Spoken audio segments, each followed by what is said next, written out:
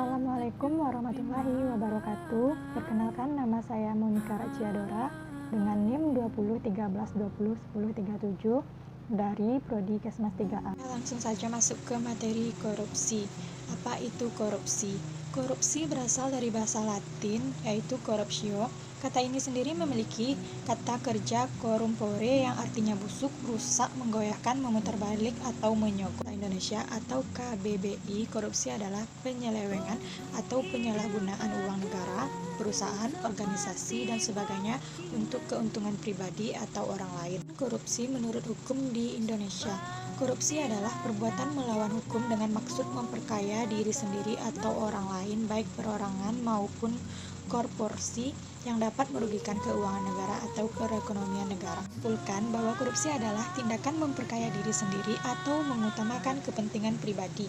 Tindakan korupsi dapat merugikan masyarakat dan negara. Oleh karena itu, korupsi ini harus segera kita berantas. Kita terhindar dari tindakan korupsi, sebaiknya kita harus mengetahui jenis-jenis pidana atau tindak korupsi seperti yang tercantum pada Undang-Undang Nomor 31 Tahun 1999.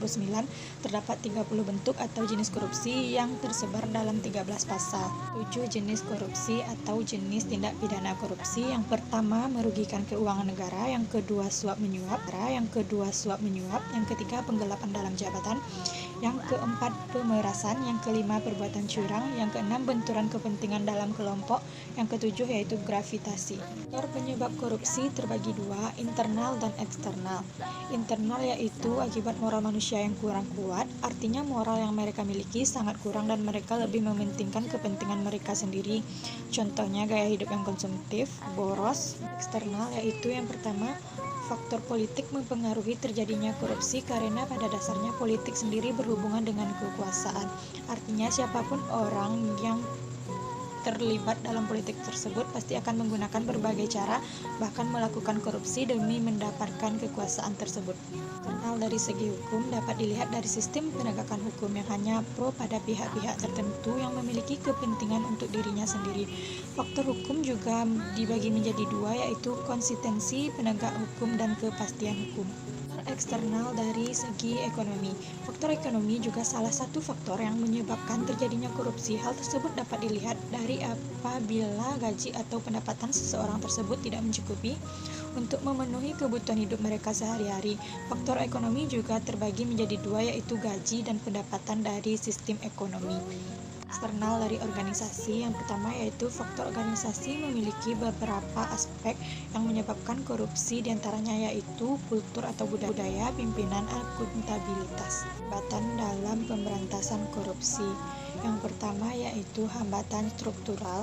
Hambatan struktural adalah yang bersumber dari praktik-praktik penyelenggaraan negara dan pemerintahan yang membuat penanganan tindak pidana korupsi tidak berjalan sebagai mestinya.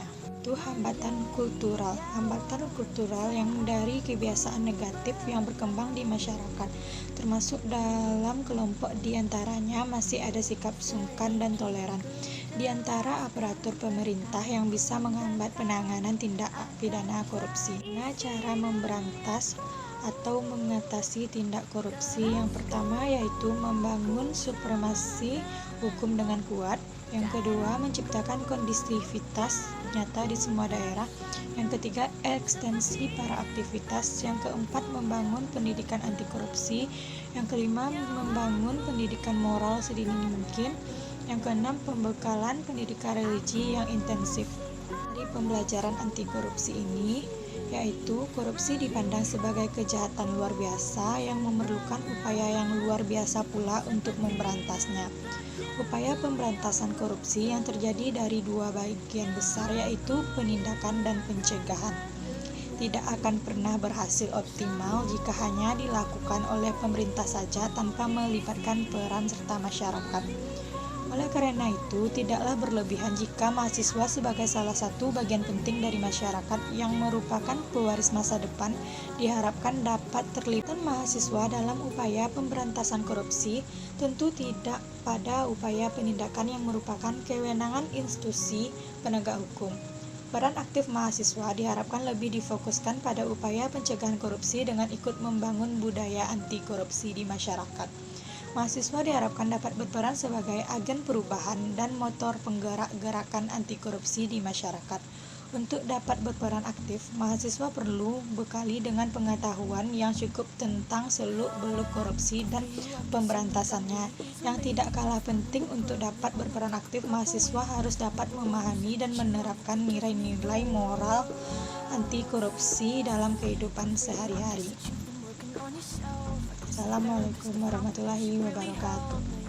Tugas video anti korupsi yang saya bikin penilaian ujian tengah semester 3 di pelajaran pendidikan anti korupsi.